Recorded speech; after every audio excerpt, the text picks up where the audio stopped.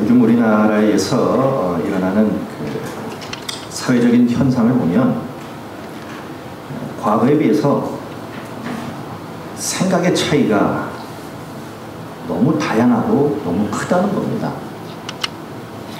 과거에는 모르고 지내던 그런 일들이나 내용조차도 이제는 시시콜콜 사사건건 다 알게 되는 그런 사회에 지금 살고 있습니다. 그러다 보니까 참 생각이 너무 많이 다르다라고 하는 것을 느끼게 됩니다. 그러다 보니까 또 갈등도 더 많이 첨예화된 그런 상황이 아닌가 싶습니다. 보수 진보도 있고 우파 좌파도 있고 여러 가지 많은 세대적인 어떤 그러한 또 차이 가운데서 나오는 그런 생각의 차이가 굉장히 많습니다. 그래서 갈등이 참 많죠. 자, 그렇다면 우리 예수님은 어떠하셨을까 합니다. 우리 예수님은 과연 보수였을까? 진보였을까? 예수님의 행적을 기록한 복음서가 4권입니다. 이 4권의 복음서를 보면 가장 보수적인 복음서는 마태복음입니다. 그리고 가장 진보적인 복음서라고 하면 누가복음입니다. 그리고 마가복음이 중간에서 약간 보수 쪽으로 치우쳐져 있고 누가복음 역시 요한복음 역시 그렇습니다. 유달리 이 누가복음이 진보적인 그러한 성향의 예수 그리스도를 이제 그 시각으로 바라보고 기록해 놨다는 거죠. 이유가 있습니다. 마태복음은 저자가 마태입니다. 마태는 유대인이죠. 그 당시의 사회의 주류가 유대인이었습니다. 유대인을 대상으로 했어요. 주류인 유대인을 대상으로 했기 때문에 시대적으로 보수적일 수밖에 없다는 거죠. 반면에 누가복음은 저자가 누가 아닙니까? 누가는 우리가 잘 아시다시피 의사입니다. 지금이야 의사가 사회적으로 최고의 직업군에 속한다 이렇게 보통 말을 하고 있는데요. 그 당시 의사는 그러지 않았습니다.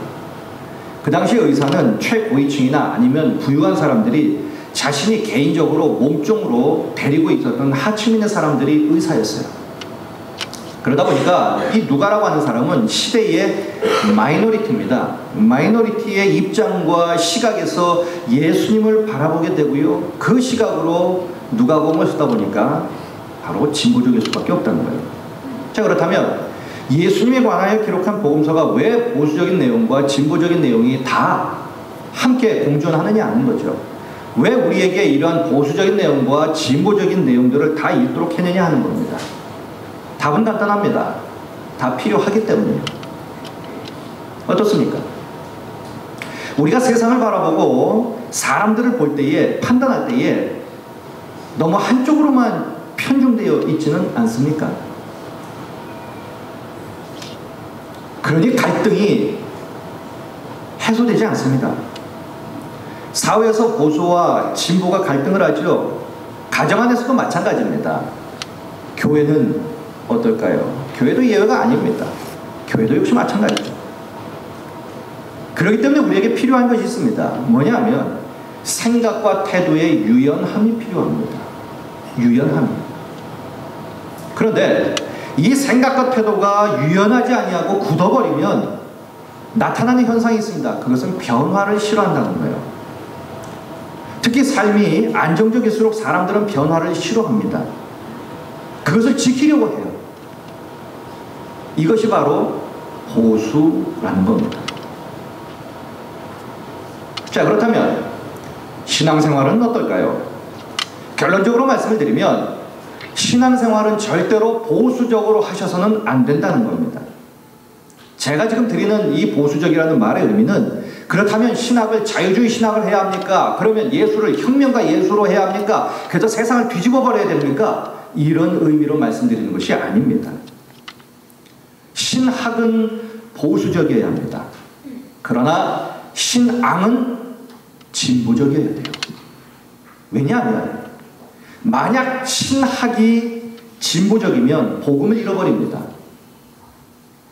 그래서 신학은 보수적이어야 합니다. 그러나 신앙이 보수적이면 그때부터는 요지부동입니다. 변화가 좀처럼 일어나지 않는다는 거예요.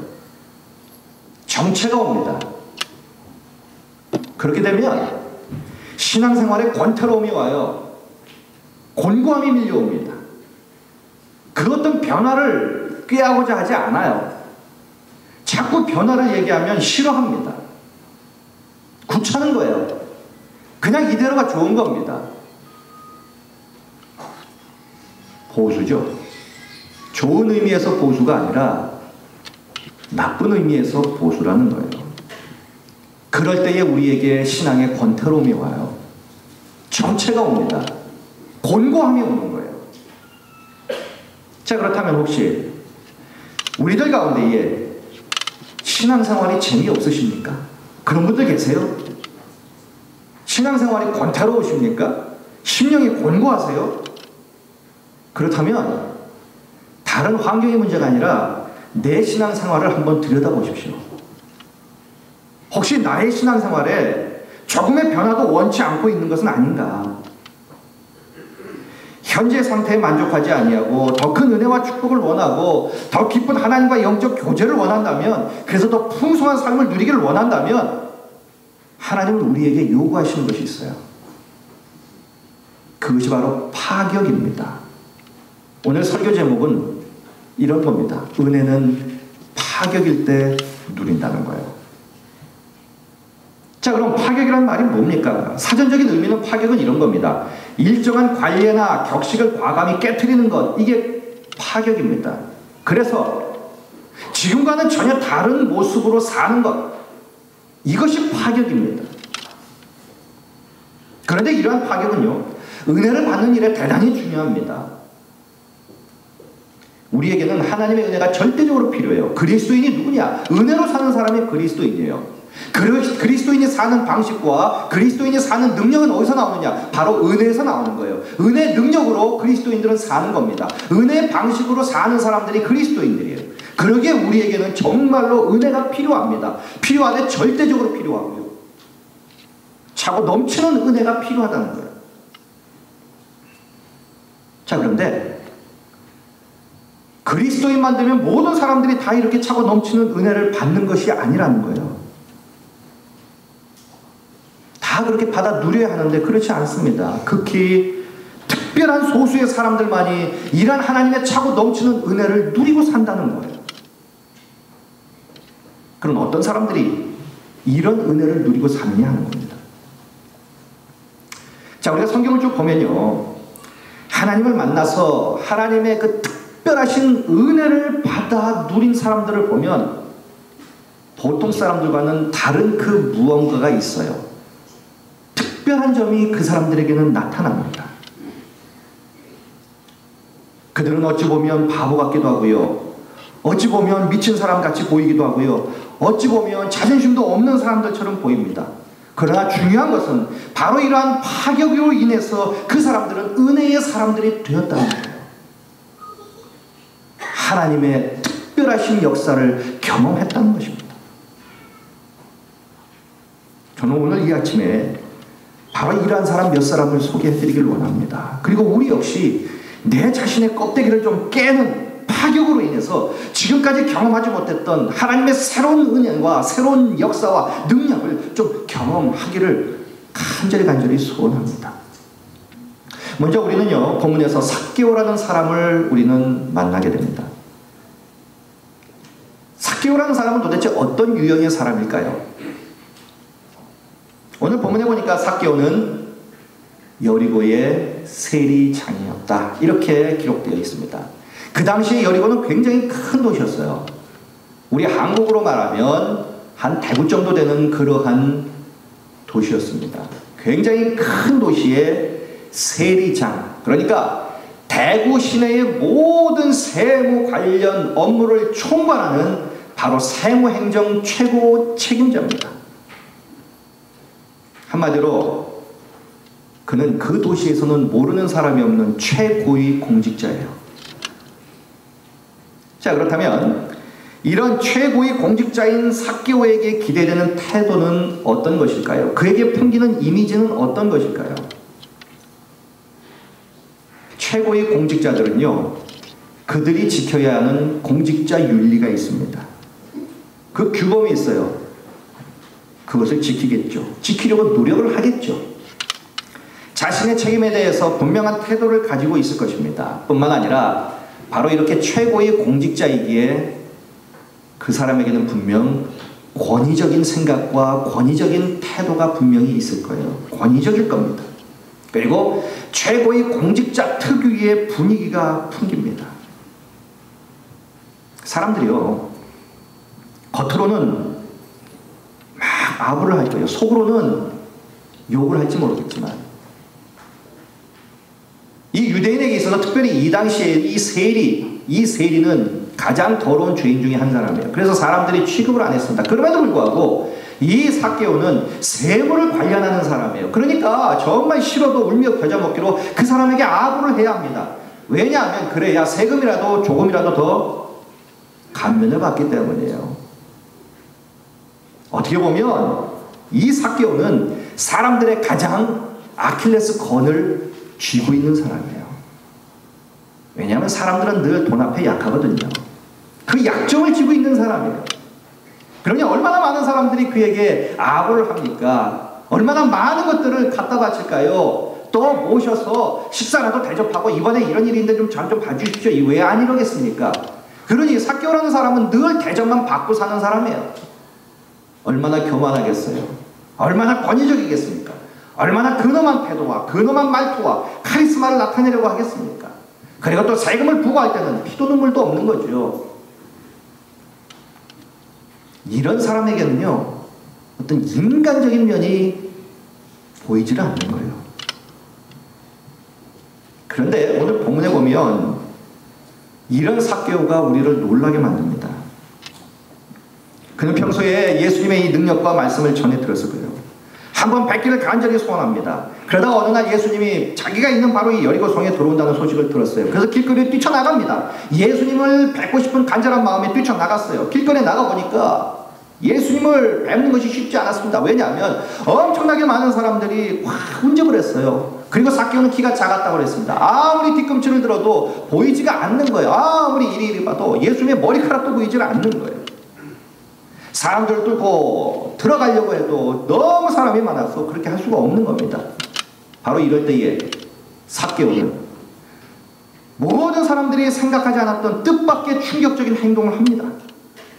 그는 망설임 없이 옆에 있는 나무 위로 기어 올라갑니다. 이렇게 큰 대도시의 세리장이면 그는 밑에서부터 올라갔을 거예요. 그가 거느리고 있는 세리들도 굉장히 많을 겁니다. 그렇다면 그는 분명 나이가 많이 들은 사람이에요. 나이가 많이 든 이 사람이 예수님 보기 위해서 파격적인 행동을 합니다. 나무 위로 끙끙거리면서 나무로 올라가는 거예요. 이 모습을 보면서 사람들은 적지 않은 충격을 받았을 거예요. 아니 도대체 저 사람 삭개오 맞아? 아니 저 사람이 왜 저런데? 애도 아닌데 왜 나무에 올라가는 거야? 저 사람 저거 미친 거 아니야? 사람들이 생각하는 삭개오가 아니라는 거예요. 오늘 이 본문에서 보여준 이 삭개오의 태도는 분명 충격 그 자체인 거예요. 채신머리가 없는 겁니다. 자존심이 뭐고 다 내팽개쳤어요. 자기 지위고 뭐고 다 내팽개쳤습니다. 그에게는 오직 한 가지만 있는 거예요. 예수님을 보고 싶은 이 일념 하나만 있는 거예요. 여러분, 이 대목이 중요합니다. 그가 예수님께 은혜를 받은 것은 바로 이 파격적인 행동 때문이에요. 보통 사람들 같으면 어떻게 했겠습니까? 객감치를 들고 예수님을 보려고 애쓰다가 안 보이면 그냥 포기하지 않았을까요? 나무를 슬쩍 쳐다보고는 체면이지 내가 어떻게 저기 올라가겠어. 내가 그래도 세리장인데 말이야. 이래버리고 말하지 않았겠습니까? 그러나 삭개오는 과감했습니다. 그는 자기의 껍질을 벗겼어요. 세리장이라고 하는 자기의 껍질을 벗긴 겁니다. 체면을 벗어 던졌어요. 오직 예수님께만 온 마음을 당해서 꼭 예수님을 만나야 되겠다는 이 일념만이 그를 꽉 채웠어요.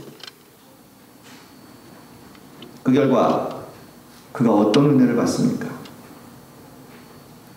우선 삭개오는 그의 바람대로 예수님을 만납니다. 삭개오의 이 파격적인 행동은 예수님의 눈길을 끌었어요. 예수님은 나무 아래로 오셔서 올려다 그를 쳐다봅니다. 삭개오만이 일방적인 시선이 아니라 예수님도 그를 마주 바라보셨다는 것입니다. 그리고 믿을 수 없는 말씀을 합니다. 오늘 내가 네 집에 유하겠다. 그곳에는 수많은 인파가 몰려 있었습니다. 그곳에는 정말로 점잖은 사람들도 많았을 거예요. 체면이 많은 사람들도 있었을 것입니다. 삭개오 외에도 그래도 사회적으로 존경받는 사람들도 있었을 거예요. 하지만 그 당시에 그 많은 인파 가운데에 예수님이 만나주신 사람은 유일하게 삭개오 한 사람이었다는 거예요.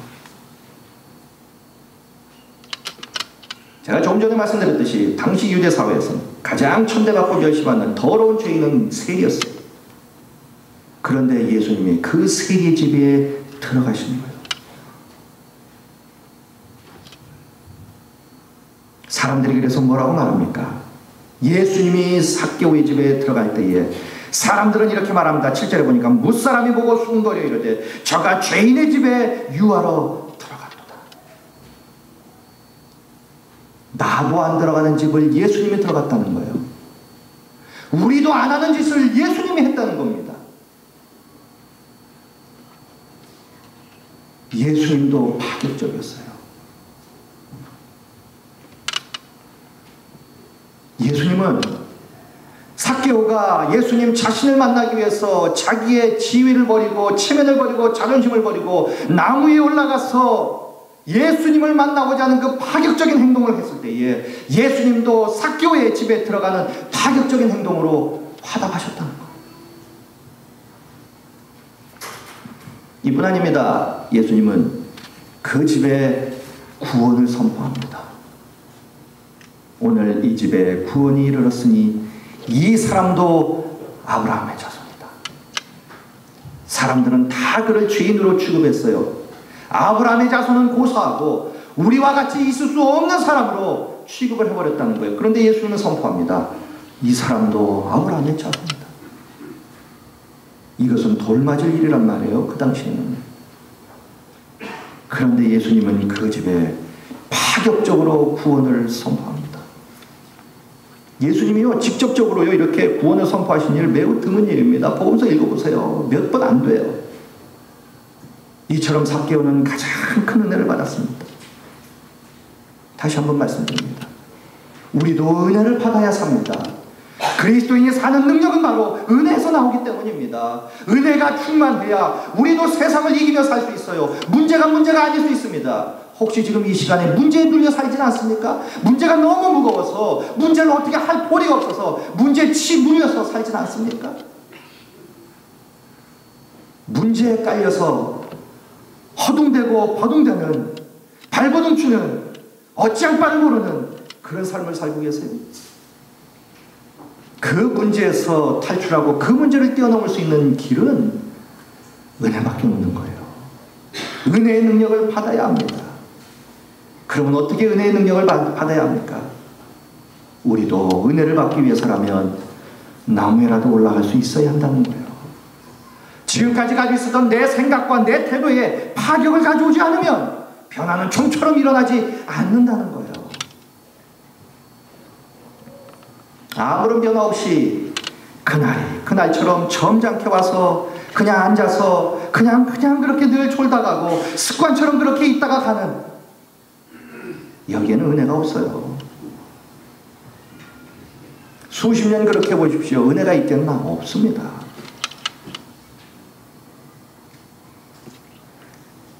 예배에 대한 내 생각을 깨지 않으면, 내 태도를 깨지 않으면, 파격하지 않으면 은혜는 없는 거예요. 그냥 그러다가 마는 겁니다. 체면만 지키면서 뒷짐지고 가만히 있어서는 결코 은혜의 사람이 될 수 없어요.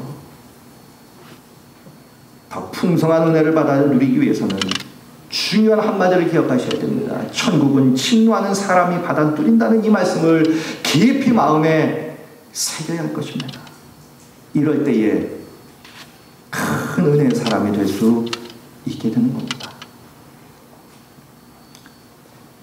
그런가 하면 마가복음 2장에 보면 중풍병자를 데리고 온 사람들의 이야기가 나옵니다. 이들도 남들처럼 확연히 달랐어요. 우선 중풍병자를 메고 올 생각부터 한거가 달랐습니다. 움직이지 못하는 환자가 있을 경우에는 의원에게 부탁해서 의원을 오라고 합니다. 그런데 이 사람들은 그러지 않았어요. 이 사람들은 그 중환자를 침상에 누이고 들고 갑니다. 가는 길이 얼마나 또 힘들었겠습니까? 그런데 압권은 그 다음이에요. 예수님이 계신 집에 도착을 했을 때에 사람들이 또 너무 많았어요. 들어갈 수가 없었습니다. 장벽이 쌓였어요. 인해 장벽이 쌓여 있었습니다. 도저히 들어갈 수가 없었어요. 그러자 이 중풍병자를 들고 갔던 이 친구들은 무슨 생각을 했냐면 지붕을 뚫었어요. 지붕을 뚫고 환자를 달아 내렸습니다. 언젠가 이런 드라마가 있죠. 지붕 뚫고 하이킹. 저는 이 대본을 쓴 사람이 이 성경에서 제목을 땄던 것 같아요. 지붕 뚫고 하이킥. 이 지붕 뚫고 하이킥의 원조가 바로 이거 아니겠어요? 그들은 지붕을 뚫었어요. 남의 지붕을 뚫었으니 경제적인 손실이 컸겠죠. 멀쩡한 남의 집 지붕 뚫었으니 말이나 되는 얘기입니까? 보통 사람들 같으면 엄청난 인파를 보고 야, 우리 최선 다했어. 여기까지 데려가지 않았느냐? 사람들이 안 비켜주잖아. 그냥 가자. 우리 할 만큼 했잖아. 그러면 그걸로 끝인 거예요. 그들은 지붕을 뚫는 파격적인 행동을 합니다. 그 결과 병자는 죄 용서를 받고 건강도 회복되어서 건강하게 사는 은혜를 누립니다. 여러분, 하나님 앞에서 우리가 정말 간절한 마음으로 우리가 소원을 가져야 될 것은 하나님 은혜를 주십시오입니다. 하나님, 제가 은혜를 원합니다. 이 은혜를 위해서라면 지붕도 뚫어야 되겠지요. 은혜를 위해서라면 손실도 감수해야 될 것입니다. 은혜를 위해서라면 내 수고도 마다하지 않아야 한다는 거예요. 원래 하나님은 파격의 하나님입니다. 원래 하나님은 파격의 하나님이에요. 하나님은 사랑을 위해 파격적인 행동을 하셨어요. 하나님이 인간의 몸을 입으시고 세상에 오셨다? 이거보다 더 파격적인 일이 어디 있습니까? 이거보다 더 파격적인 일이 어디 있겠어요? 하나님도 당신 자신을 파격하셨기에 우리의 구원도 있게 되는 거예요. 그렇다면 우리 역시 그 파격적인 하나님의 은혜를 파격적으로 받아 누리기 위해서는 우리의 자신의 생각과 태도와 현재의 무수한 일의 신앙생활을 파격해야 한다는 거예요. 이거 파격해야 된다는 겁니다. 그럴 때에 은혜가 임합니다. 일주일 가운데 가장 중요한 날이 언제입니까? 언제입니까? 주일이죠. 일주일 가운데 가장 중요한 날을, 일주일 중에 주일을 가장 중요한 날로 여기며 사는 사람들이 그리스도인입니다. 그렇다면 중요한 것이 있어요. 내가 가지고 있는 에너지를 이 주일날 쏟아야 합니다. 그런데 사람들은 대체적으로 어떻습니까? 6일날 에너지 다 쏟고 가장 중요한 이날은 와서 무기력하게 있다 갑니다. 안 그렇습니까? 내가 어떤 가치관으로 살고 있느냐 하는 거예요. 무엇을 내 삶의 가장 중요한 것으로 여기고 살고 있느냐 하는 겁니다. 내가 중요하게 여긴 것에 우리는 에너지를 쏟아요. 6일 동안 내 에너지 다 쏟다가 제일 중요한 날, 이 주일날은 무기력하게 있다 가는 거예요. 그러니 은혜가 없는 거예요. 거꾸로 사셔야 됩니다. 이 날을 가장 중요시 여겨서 하나님으로부터 은혜를 충만히 받아 누려 6일을 살아야 하는 거예요. 그래야 6일 동안 승리하는 삶을 살 수 있는 겁니다. 세상의 6일도 버둥버둥 살다가 가장 중요한 7일째 이 주일날도 와서 무기력하게 있다가 이것이 우리의 삶의 반복 아닙니까? 그 안에 무슨 은혜가 있고 무슨 열매가 있겠어요? 무슨 감격이 있겠습니까? 이날이 가장 중요하다면 이날 내 에너지를 쏟으시는 거예요. 은혜를 받고자 에너지를 쏟는 겁니다. 그럴 때 받으신 은혜로 그 능력으로 6일을 사는 거예요. 이것이 그리스도인의 정상적인 삶입니다. 그러지 못하니 6일도 힘들고 이날도 무기력한 거예요. 이렇게 되려면 내 자신을 파격해야 한다는 겁니다. 또 한 사람을 보겠습니다. 아람의 군대장관 나아만. 이 사람은 자기 자존심 때문에 은혜를 놓칠 뻔했어요. 그냥 죽을 뻔했습니다. 은혜를 놓친 게 아니라 아니 그냥 죽을 뻔했어요. 그런데 그가 생명을 하나님으로부터 새롭게 부여받습니다. 나아만이 누굽니까? 그때 근동의 가장 강대국 중에 하나, 아람의 대장군이었어요. 왕 외에는 그에게 명령할 사람이 없습니다. 왕 외에는 모든 사람들이 다 그의 눈 아래에 있는 사람들이에요. 남의 말을 믿지 않습니다. 남의 말을 듣지 않는 사람이에요. 그런데 그에게 치명적인 문제가 있었죠. 나병이었어요. 불치병입니다. 앓다가 죽는 거예요. 몸에 썩어 들어가는 고통 중에 그냥 죽는 거예요. 그런데 그가 데리고 있었던 이스라엘의 계집종이 하나 있었습니다. 그가 말합니다. 이스라엘에 엘리사 선지자가 있다는 거예요. 그분을 찾아가시면 나을 거라는 거예요. 그가 그 말을 듣습니다. 목숨이 경각이니 왕의 친서까지 받아서 이스라엘 찾아갑니다. 이 소식을 들은 엘리사가 나아만을 자신에게 보내라고 합니다. 나아만은 엘리사를 찾아갑니다. 그 다음 얘기가 뭡니까? 나아만이 찾아왔을 때에 엘리사는 코빼기도 보이지 않아요. 종을 통해서 하는 말이 요단강에 가가지고 목욕 7번 하고 가라는 거예요. 이 말을 들을 때에 나아만이 분노했어요. 화가 머리끝까지 났습니다. 자존심이 완전히 상했어요. 지금까지 그 누구에게도 이러한 모욕을 받아본 적이 없는 거예요. 네가 뭔데 나를 이렇게 취급하냐는 거예요. 내가 누군데, 내가 아람의 대장군인데 어떻게 얼굴도 안 내비치냐는 거예요. 네가 와가지고 친히 내 앞에 무릎을 꿇고 내 머리에 손을 얹어서 안수하고 내 병을 고쳐야 되지 않겠느냐는 거예요. 그런데 엘리사는 코빼기도 안 보입니다. 자존심을 완전히 굽힌 거예요. 화를 내면서 칼을 뽑아가지고 엘리사의 목을 쳐도 시원찮은데 그가 분을 참고 고국으로 돌아가려고 합니다. 그럴 때 그의 부하들이 말합니다. 여기까지 오셨는데 한번 해마다 빚져야 본 적 아닙니까? 뜯어 말립니다. 부탁을 합니다. 그러자 그가 못 이기는 척하고 옷을 벗고 요단강으로 들어갑니다. 들어가면서 무슨 생각이었을까요? 참 내가 별짓 다 하네. 내가 이 짓을 해야 되겠나? 그런 마음에 들어갔겠죠. 한 번 들어갔다 나오고, 두 번 들어갔다 나오고, 3번, 5번, 6번, 7번 합니다. 자기의 자존심을 완전히 내버려요. 아람의 대장군의 지위를 내려놓습니다.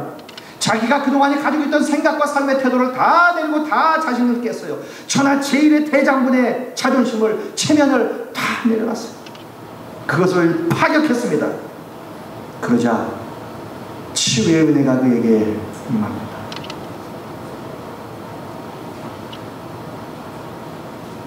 어떻게 생각하십니까? 아직까지 내가 고수하고 있는 생각, 아직까지 내가 갖고 있는 삶의 태도, 아직까지 버리지 못하는 내가 갖고 있는 고정관념,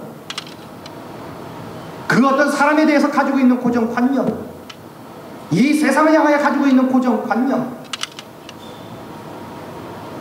그것을 깨지 못하면, 그것이 파격되지 않으면 그 이상의 것을 경험하지 못하는 거예요.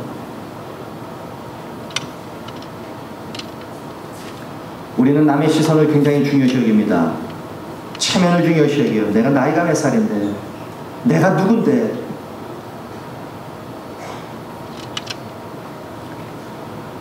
그러면 정말 우리는 또 다른 은혜를 누리지 못합니다. 제가 어느 교회에 갔어요. 그 교회가 그때 무슨 임직식을 하고 하는 그때였어요. 그러니까 교회에서는 제일 큰 잔치겠죠. 근데 손님들이 많이 왔겠죠.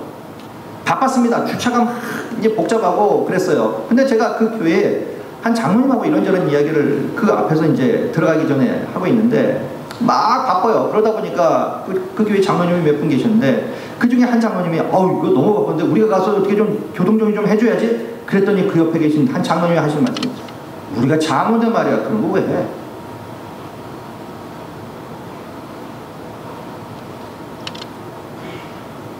그러니 그 교회가 그런 거예요. 제가 그 얘기를 듣고 제 마음속에 그랬어요. 그러니 이 교회가 이렇구나.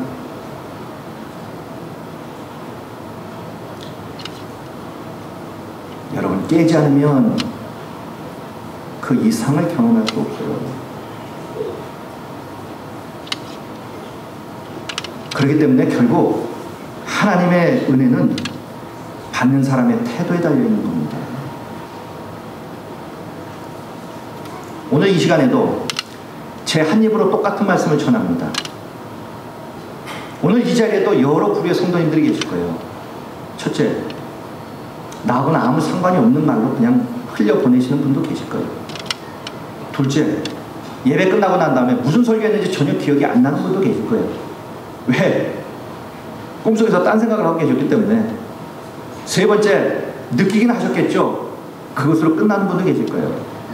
그리고 네 번째, 깨달음을 이제 나도 그렇게 한번 깨봐야지 하고 그것을 삶으로 옮기고자 하시는 분도 계실 겁니다.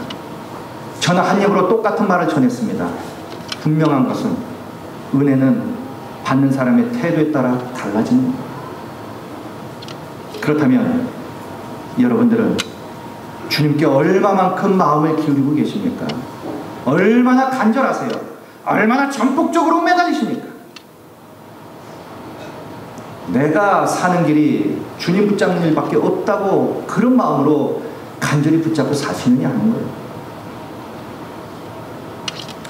어느 날 스코틀랜드에 보나라고 하는 그 목사님이 계세요. 이분이 이제 그 찬송가 가사도 쓰시는 분인데, 이분이 한날 꿈을 꿨는데 천사가 꿈속에서 나타나서 내가 너의 신앙생활을, 내가 신앙의 열심을 내가 한번 저울질 한번 해보겠다고 하십니다.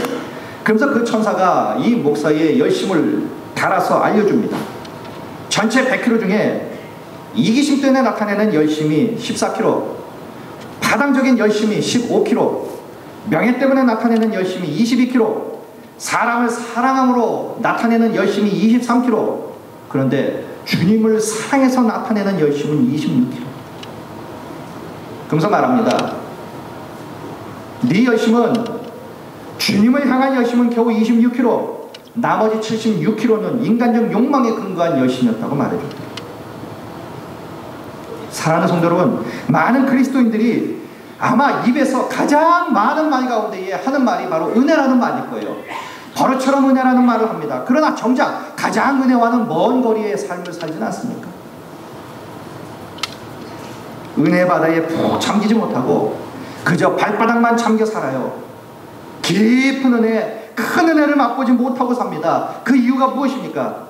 은혜에 대해서 너무 조용한 거예요. 쓸데없이 너무 점잖아서 그렇습니다.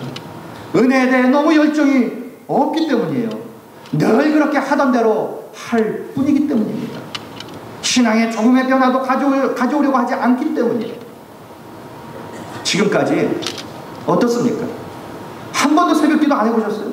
한번 깨보세요. 그러면 한 번도 전도 안 해보셨습니까? 그러면 한번 파격을 한번 해보세요. 한 번도 우리는 그저 신앙생활이라는 게 주일 한번 오면 되는 거 아니야? 라고 생각하시고 신앙생활 하셨다면 그 생각을 한번 깨보십시오. 한번 파격해 보십시오.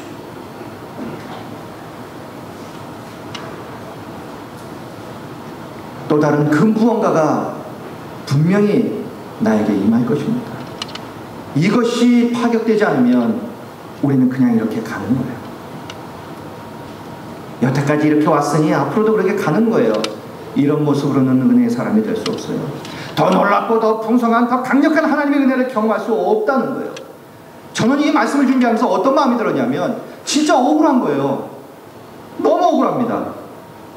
예수 믿어서 진짜 넘치는 그 은혜, 감격적인 그 은혜, 지금까지 경험하지 못했던 그 놀라운 하나님의 은혜를 한 번도 경험하지 못하고 신앙생활을 끝낸다는 것이 너무 억울한 거예요. 너무 후회될 것 같아요. 혹시 여러분들 가운데 시급히 해결해야 할 문제가 있습니까? 그 문제의 해결의 출발점을 말씀드리겠습니다. 나를 파격할 때부터 시작이 됩니다. 나를 파격하기 시작할 때 그때부터 그 문제의 해결이 시작됩니다. 그러게 생각을 파격하십시오. 태도를 파격하십시오.